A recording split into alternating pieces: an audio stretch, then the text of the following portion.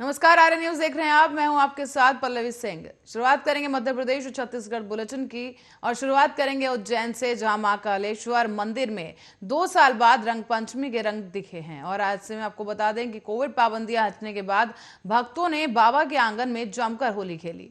दरअसल माहौल ब्रिज की होली से कम नहीं था और सुबह भस्म आरती में महाकाल को टेसू के फूलों से बनाया हुआ रंग चढ़ाया गया है। ऐसे में आपको बता दें कि पंडित, पुजारी और श्रद्धालु हर्बल रंगों से सरोबोर होते दिखाई दिए और इसी दौरान टेसू से तैयार किया गया केसरिया रंग को गर्भगृह से नंदी हॉल तक उड़ाया गया है। साथ ही आपको बता दें, परंपरा के अनुसार सबसे पहले पुजारियों ने बाबा महाकाल को टेसू के फूलों से बना हुआ रंग लगाया। आरती के दौरान रंग को श्रद्धालुओं पर फेंका गया और रंग पंचमी पर महाकाल का भांग, चंदन और सूखे मेवे से श्रृंगार किया गया। पंचामृत अभिषेक पूजन के बाद भस्म अर्पित की गई और त्रिनेत्र रूपी मस्तक पर रजत त्रिपुंड और सिर पर शेषनाग रजत मुकुट को धारण कराया गया। ऐसे में रुद्राक्ष और फूलों की माला भी अर्पित की गई और शाम 6 बजे बाबा महाकाल के प्रांगण से शहर भर में गैर निकाली गई। और ऐसे में आपको बता दें कि इसमें 11 ध्वज, 2 बैंड झांकियां चलाई गईं। पुजारी महेश शर्मा ने भी बताया है कि रंग पंचमी पर बाबा का विशेष श्रृंगार किया गया।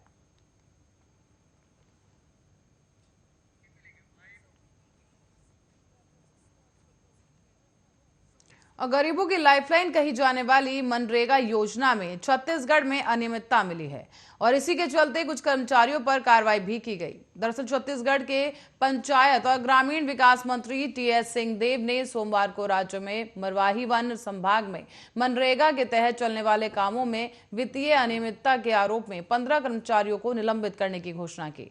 दरअसल छत्तीसगढ़ विधानसभा में कांग्रेस विधायक गुलाब कामरो ने यह आरोप लगाया था कि गौरेला पेड्रा मरवाही जिले में मरवाही वन विभाग पर मनरेगा के तहत पुलिस और स्टैम्प डैम के निर्माण में घोर अनियमितता की गई है और इस पर क्या कार्रवाई हो पाएगी। इसके बाद मंत्री ने 15 कर्मचारियों को निलंबित करने की बात कही। कामरो ने कहा है कि चुकता पानी, थंडपाथरा और पकरिया, क्योंची, पंडवणिया और तराई गांव में 33 निर्माण कार्यों के लिए सामग्री के लिए 6 करोड़ रुपए से अधिक की धनराशि निर्माण किए बिना गायब हो गई है। इसी के जवाब में मंत्री ने कहा कि पिछले साल जुलाई में इस संबंध में शिकायतें प्राप्त हुई थी, जिसके बाद संबंधित जिला कलेक्टर ने मामलों की समीक्षा की और उनकी रिपोर्ट के आधार पर आगे की जांच के लिए 4 सदस्यों की जांच समिति का गठन किया गया था। आगे विधानसभा में टीएस देव ने कहा है कि जांच समिति ने 33 कार्यों की जांच की और मनरेगा के नियमों और दिशा निर्देशों के उल्लंघन के मामले का पता चला। इसी के बाद जिला कलेक्टर से इस बारे में बात की गई और कलेक्टर ने भी तत्कालीन संभागीय वन अधिकारी को जांच में गड़बड़ी देखते हुए पाया। और जब विधायक कामरो ने आगे पूछा तो कथित अनियमितता में कितने अधिकारी और कर्मचारी शामिल थे, तो ये जानना चाहा कि उनके खिलाफ क्या कार्रवाई की गई है। तो मंत्री टीएस देव ने कहा कि मरवाही डीएफओ राकेश मिश्रा समेत 15 लोगों पर यह कार्रवाई की गई।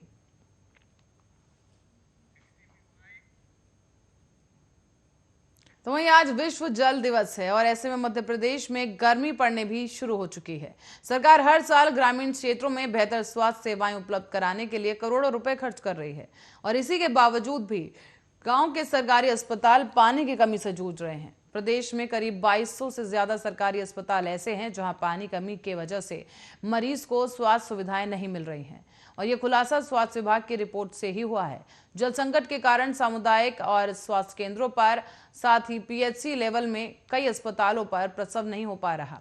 पूर्व मुख्यमंत्री कमलनाथ के गृह जिले छिंदवाड़ा में सबसे ज्यादा 290 सरकारी अस्पतालों में पानी का संकट है। यही नहीं बल्कि आदिवासी क्षेत्रों और केंद्रीय मंत्री ज्योतिरादित्य सिंधिया के ग्वालियर, चंबल, अंचल के अस्पतालों में भी पानी नहीं है। कई अस्पतालों में दवाखाने तक के लिए समय पर पानी नहीं मिल पाता। प्रदेश के दूरस्थ ग्रामीण इलाकों में भी नहीं और बल्कि आपको बता दें कि राजस्थानी और इसी के साथ ही भोपाल में भी 23 अस्पतालों में पानी का संकट है। भोपाल के गांधीनगर सामुदायिक स्वास्थ्य केंद्र में पानी का संकट देखा गया और इस कारण यहां पर प्रसव कराने, सर्जरी से लेकर और शौचालय का उपयोग करने तक के लिए पानी नहीं है। और इसी बीच भोपाल के एयरपोर्ट से सटे इस अस्पताल में भी नगर निगम के टैंकरों से पानी की व्यवस्था करनी पड़ रही है। इसके अलावा नजीराबाद, फंदा, तुमड़ा, गुनगा और धमरी जैसे तमाम ऐसी जगहें हैं जहां पर प्राथमिक स्वास्थ्य केंद्रों में यही हाल है और आदमपुर, भौरी, गोल, अरवलिया जैसे तमाम जगह यहाँ पर ऐसी भी हैं जहाँ पर पानी की किल्लत देखने को मिल रही है। उप स्वास्थ्य केंद्रों में पानी की कमी के कारण मरीज ही नहीं बल्कि स्टाफ भी परेशान है। तो वहीं कर्मचारियों की माने तो पानी की कमी के कारण आए दिन अस्पतालों में विवाद की स्थिति भी बनी रहती है।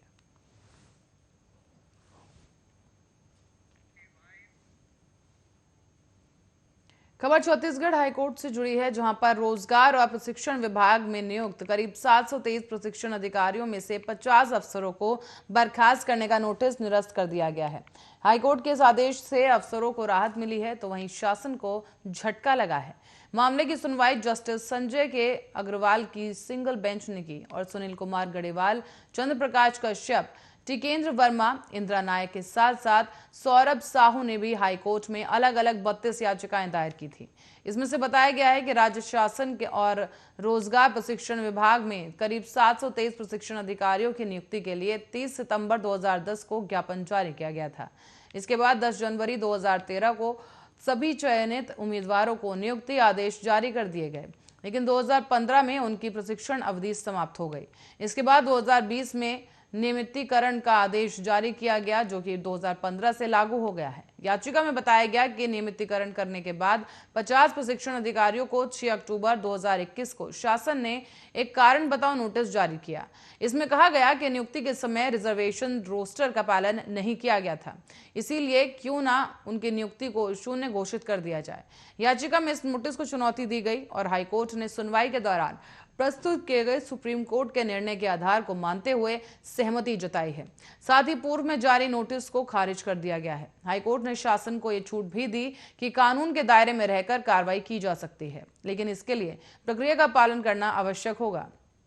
आगे आपको बता दें कि इस प्रकरण में याचिकाकर्ताओं की तरफ से अधिवक्ता फैजल अख्तर, आशीष कुमार चंद्राकर और उत्तम पांडे ने पैरवी की।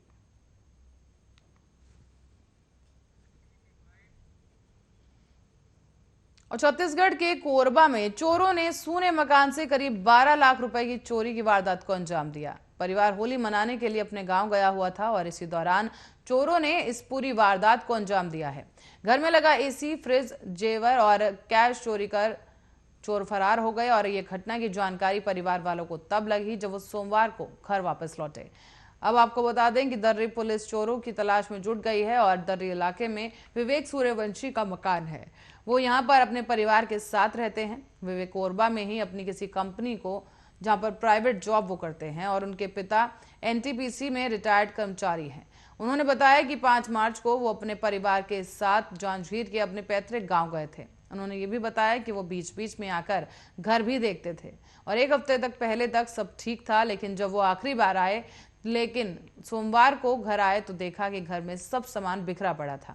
अंदर लगा एसी और फ्रिज, जेवर और करीब 90,000 रुपए कैश अलमारी से गायब मिले। इसके अलावा घर का अन्य सामान भी चोरों ने पार कर दिया। विवेक ने यह भी बताया कि घर से कैश समेत कुल 12 लाख रुपए के आसपास का सामान पार हुआ है। उन्होंने ये भी बताया कि घर के पीछे का दरवाजा टूटा हुआ था। चोर पीछे के दरवाजे से अंदर घुसे और विवेक ने आशंका जताई कि चोरों ने अलग अलग बार में चोरी की है और विवेक की शिकायत पर फिलहाल पुलिस ने मामला दर्ज कर लिया है और मौके पर भी पुलिस पहुंच गई। पुलिस अब आसपास के लगे सीसीटीवी कैमरे खंगाल रही है और फिलहाल इस मामले में जांच जारी है।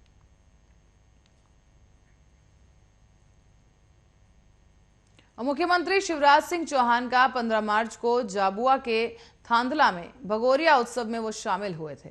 यहां उन्होंने अपनी पत्नी साधना सिंह के साथ पारंपरिक वेशभूषा पहनकर डांस भी किया। इसके बाद 17 मार्च को वो बड़वानी में रैली निकालने गए और इसी के साथ ही राजनीतिक लिहाज से आदिवासियों के बीच मामा इस तरह से मौजूदगी उनका एक नया दाव माना जा रहा है। आपको समझाते चलें कि शिवराज की ट्रिब्यूनल पॉलिटिक्स यहां पर नजर आई, जहां पर दरअसल कहना यह है कि ये मिशन 2023 के लिए बिसात है और जो कि मुख्यमंत्री ने बिछाना शुरू कर दिया है। बजट में भी आदिवासियों के लिए 26,000 करोड़ रुपए का प्रावधान किया गया है। इस बड़े वोट बैंक को साधने के लिए प्रदेश में पैसे एक्ट लागू किया गया और इंदौर के भंवरकुआं चौराहे का नाम जननायक टंडाया भी रख दिया गया है। बिरसा मुंडा की जयंती यानी कि 15 नवंबर को जनजातीय गौरव दिवस मनाने का भी ऐलान हुआ है। इतना ही नहीं बल्कि भोपाल के हबीबगंज रेलवे स्टेशन का नाम गौंड रानी कमलापति के नाम पर कर दिया गया। वजह यह रही कि राज्य में 43 समूह वाले आदिवासियों की आबादी 2 करोड़ से ज्यादा है, जो 230 में से 84 विधानसभा सीटों पर असर डालती है। मध्य प्रदेश में 2018 को विधानसभा चुनाव में बीजेपी को आदिवासियों ने बड़ा नुकसान पहुंचाया था और अब आदिवासियों को लुभाने के लिए शिवराज सरकार कोई कोर कसर छोड़ना नहीं चाहती। 2022 और 23 के बजट में भी इसकी झलक देखने को मिली। साल 2003 से पहले बीजेपी और संघ ने आदिवासी इलाकों में हिंदुत्व कार्ड फेंका था और हिंदू संगम और शिवगंगा जैसे कई बड़े कार्यक्रम कर कांग्रेस के इस पारंपरिक वोट बैंक को पार्टी ने अपने पक्ष में कर लिया। लेकिन 2018 के चुनाव से पहले बीजेपी ने आदिवासियों को बिसरा दिया और इसी बीच विपक्षी दल आदिवासियों के बीच जाकर सत्ताधारी पार्टी बीजेपी के खिलाफ हवा बनाते रहे।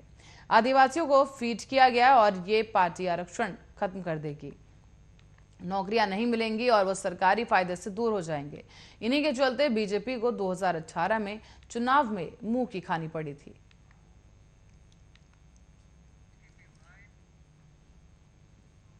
अब मध्य प्रदेश में त्रिस्तरीय पंचायत चुनाव में अब ओबीसी आरक्षण के पेच के बीच निर्वाचन आयोग ने वोटर लिस्ट पर काम करना शुरू कर दिया है, जो कि 1 महीने तक जारी रहेगा। इसके बाद वोटर लिस्ट का अंतिम प्रकाशन होगा। ऐसे में माना जा रहा है कि इस साल मई और जून में चुनाव को लेकर कोई बड़ा फैसला आ सकता है। इसे लेकर राजनीतिक पार्टियां भी तैयारी में जुटी हैं और वोटर लिस्ट के अपडेशन को लेकर जो काम है वो 16 मार्च से शुरू हो चुका है, जो कि अब 25 मार्च तक चलाया जाएगा। आखिरी दिन फोटोयुक्त वोटर लिस्ट ग्राम पंचायतों में लगाई जाएगी। इसके बाद चुनाव को लेकर फैसला हो सकता है। मध्य प्रदेश में गांव की सरकार चुनने में पहले ही देर हो चुकी है। सुप्रीम कोर्ट ने ओबीसी आरक्षण को रोक लगा दी थी और शिवराज सरकार ने कांग्रेस सरकार के समय तय परिसीमन को ही मान्य बता दिया था। आपको बता दें कि राज्य निर्वाचन आयोग ने प्रक्रिया के बीच जनवरी में चुनाव रद्द कर दिए थे। इसके बाद आयोग ने एक बार फिर से परिसीमन की प्रक्रिया शुरू करने के निर्देश जारी कर दिए। इसके बाद सियासत गर्मा गई। सभी जिलों में परिसीमन पूरा हो चुका है और इसके बाद ही निर्वाचन आयोग ने वोटर लिस्ट पर काम करना शुरू कर दिया। साथ ही आपको बताते चलें कि पंचायतों के परिसीमन से गांव से राजनीति करने वालों के समीकरण बने और बिगड़े भी हैं। भोपाल की ही बात करें तो यहां पर ग्राम पंचायतों की संख्या 137 से बढ़कर 222 हो गई, जिन्हें जिला पंचायत के 10 वार्डों में बांटा गया है। इसे लेकर आपत्तियां तक आ चुकी हैं और कुछ वार्ड ऐसे हैं जिनमें आबादी के आंकड़े काफी ऊपर नीचे हैं।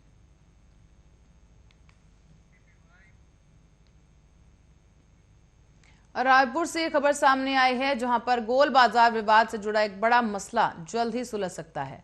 विशाल, आपको बता दें कि विकास शुल्क को लेकर व्यापारियों और नगर निगम के बीच जारी खींचतान खत्म हो सकती है और जल्द ही शासन के स्तर पर गोल बाजार के विकास शुल्क में व्यापारियों को बड़ी राहत दी जा सकती है। निगम सूत्रों ने भी इसकी पुष्टि की और ऐसा होने पर गोल बाजार में कारोबारियों को लाखों का फायदा हो सकता है। दरअसल आपको बताते चलें कि गोल बाजार में कुल 579 दुकानें हैं और सभी दुकानदारों ने नई दरों पर करीब 1000 रुपए निर्मित क्षेत्रफल पर प्रति वर्ग फीट पर लागू किया गया है। इस विकास शुल्क का कारोबारी विरोध कर रहे हैं। शुल्क की वजह से अगर किसी को 100 वर्ग फीट की दुकान है तो उसे 1 लाख रुपए लिए जाएंगे। वर्तमान समय में बाजार में कई व्यापारियों ने 2 और 3 मंजिला दुकानें बना ली हैं। प्रत्येक फ्लोर में अगर 100 वर्ग फीट है और दुकान 3 फ्लोर की है तो 300 वर्ग फीट निर्मित क्षेत्रफल विकास शुल्क 3 लाख तक देना हो सकता है। इससे जल्द ही राहत देने की तैयारी भी अब की जा रही है और नगर निगम प्रशासन इसे लेकर जल्द ही बड़ी घोषणा कर सकता है। गोल बाजार छत्तीसगढ़ का सबसे बड़ा मार्केट है। यहाँ आपको बता दें कि प्रदेश भर में सामान यहाँ से भेजे जाते हैं और ऐसे में निगम के इस फैसले से लोगों को बड़ी राहत मिल सकती है। बीते दिनों गोल बाजार व्यापारी महासंघ सड़क पर उतर आया था और मानव श्रृंखला बनाकर व्यापारियों ने विरोध जताते हुए नारेबाजी भी की थी। सारे व्यापारी एक ही नारा लगा रहे थे कि सारा का सारा गोल बाजार हमारा है। व्यापारी महासंघ के अध्यक्ष धनराज जैन ने यह बताया है कि निगम की ओर से जो व्यापारियों को मालिकाना हक देने का प्रस्ताव दिया गया है।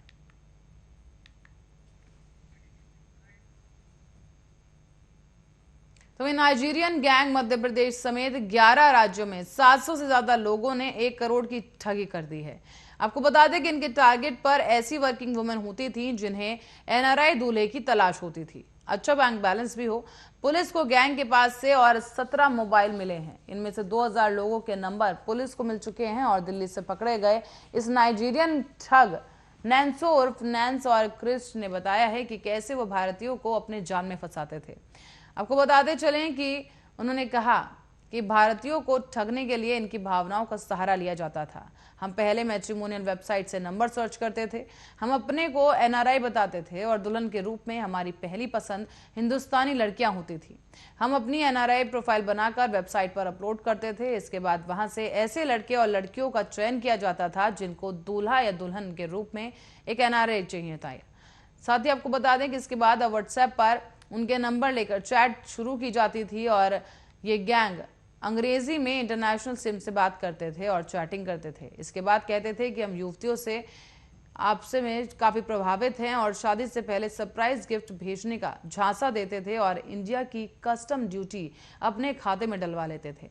ऐसे में उन्होंने ये भी बताया कि 1 से 1.5 लाख रुपए आसानी से मिल जाते थे। जब गिफ्ट नहीं आता तब तक इसे झांसे का खुलासा होता था। पुलिस को पड़ताल में पता चला है कि दिल्ली में रहकर ठगों ने कश्मीर से लेकर कन्याकुमारी तक ये ठगी की है। इन ठग गिरोह के मध्य प्रदेश के अलावा उत्तर प्रदेश, बंगाल, पंजाब, असम, गुजरात, तमिलनाडु, महाराष्ट्र, चंडीगढ़, हरियाणा और राजस्थान की युवतियों को भी ठगा है। देश के 11 राज्यों में 700 से ज्यादा लोगों को टारगेट किया जा चुका है। पुलिस ने इन नंबरों पर ठगी की शिकार हुई युवतियों से फोन लगाकर बात की और उन्हें ठगी के बाद जो है उन युवतियों ने कबूल भी कर ली है।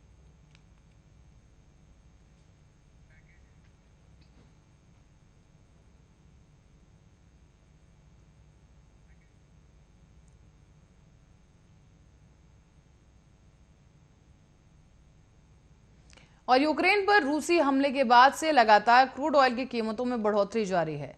इसका सीधा असर भारत पर भी पड़ रहा है। तो वहीं माना जा रहा है कि जल्द ही कीमतें नहीं घटी तो पेट्रोल और डीजल के दाम और भी बढ़ सकते हैं। ऐसे में अमेरिकी प्रतिबंधों से जूझ रहे रूस ने भारत को कम कीमतों पर क्रूड ऑयल देने का प्रस्ताव दिया है।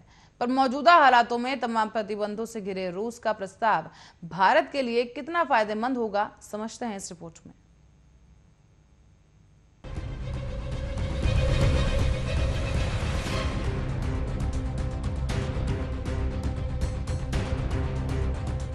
यूक्रेन पर रूस के लगातार हमलों के जवाब में तमाम बड़े देशों ने रूस पर प्रतिबंध लगा दिए।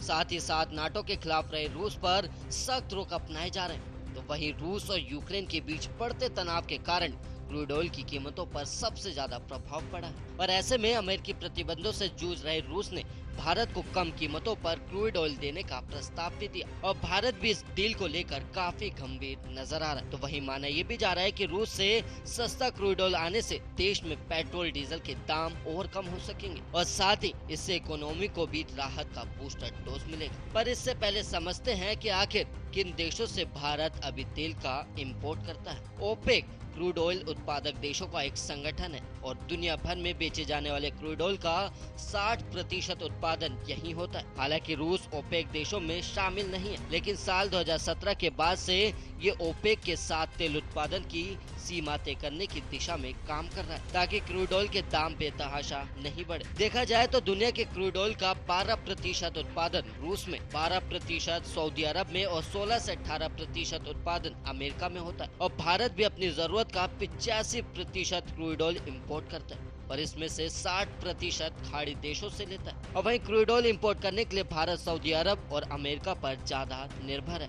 और भारत इसके अलावा इराक, ईरान, ओमान, कुवैत और रूस से भी तेल लेता है और कुछ स्पॉट मार्केट यानी खुले बाजार से भी खरीदता है। और जबकि रूस से भारत सबसे कम यानी कि 2% क्रूड ऑयल ही तेल इंपोर्ट करता है, जिसके भविष्य में बढ़ने की पूरी संभावना है। और वहीं भारत क्रूड ऑयल और अन्य वस्तुओं को रूस से रियायती कीमतों पर लेने पर अब विचार कर रहा है। पर ऐसे में सबसे बड़ा सवाल ये है कि क्या अमेरिकी प्रतिबंधों के बीच भारत रूस से और क्रूड ऑयल खरीद सकता है। तो आपको बता दें कि अमेरिका ने भी हाल में कहा है कि अगर भारत रूस से क्रूड ऑयल लेता है तो उसे कोई आपत्ति नहीं है और साथ ही इससे किसी प्रतिबंध का भी उल्लंघन नहीं होता है। तो हाँ, भारत रूस से तेल इंपोर्ट कर सकता है। गौरतलब है कि इसी बीच कुछ रिपोर्टों में दावा किया गया है कि देश की सबसे बड़ी petroleum marketing company Indian oil ने भी रूस से सस्ती कीमतों पर 30 लाख बैरल क्रूड ऑयल की खरीद की है। और वहीं बताया जा रहा है कि एक ट्रेडर के माध्यम से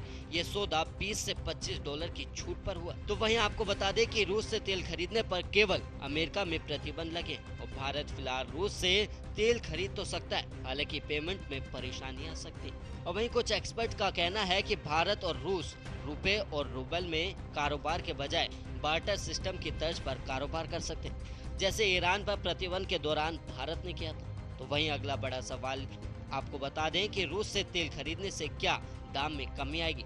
तो वहीं आपको बता दें कि ऐसे में जब क्रूड ऑयल के दाम में तेजी है तो और भारत अपने पारंपरिक निर्यातकों से कीमतों में कुछ बार्गेन करने को कह सकता है। और आपकी जानकारी के लिए आपको बता दें कि भारत तेल में दुनिया का तीसरा सबसे बड़ा उपभोक्ता देश है, जहां 5.2 मिलियन बैरल तेल की खपत रोज होती है। और अगर रूस से भारत 1 लाख या 2 लाख बैरल तेल मंगवा भी लेता है तो इससे भारत में तेल की कीमतों पर कोई असर नहीं पड़ेगा। और वहीं विशेषज्ञों का ये भी कहना है कि अगर रूस वास्तव में भारत का मित्र है और वहां पर तेल इतना ही सस्ता है तो भारत को वहां तेल और गैस के जो भंडार में उनमें हिस्सेदारी खरीदनी चाहिए। और अगर रूस सस्ते तेल की पेशकश कर रहा है तो उसे हमें हिस्सेदारी देने में परहेज नहीं करना चाहिए। उन्होंने बताया कि हमने वहां पहले ही 16 अरब डॉलर के तेल के कुएं खरीद रखे और इस तेल को हम वहीं बेच देते हैं, क्योंकि इस समय रूस के तेल के दामों में 40% तक की कमी आ चुकी है। और ऐसे में वहां तेल और गैस के भंडारों में हिस्सेदारी खरीदना सस्ता पड़ेगा और साथ ही ये हमारी जरूरतों को लंबे समय के लिए पूरा करेगा। और अगर ऐसा हुआ तो आने वाले समय में पेट्रोल डीजल के दामों में हमें कमी देखने को मिल सकती है। और इसके साथ ही अगर रूस और यूक्रेन के बीच कोई समझौता हो जाता है तो कीमतों में और कमी हो सकती है। Bureau report, Arya news.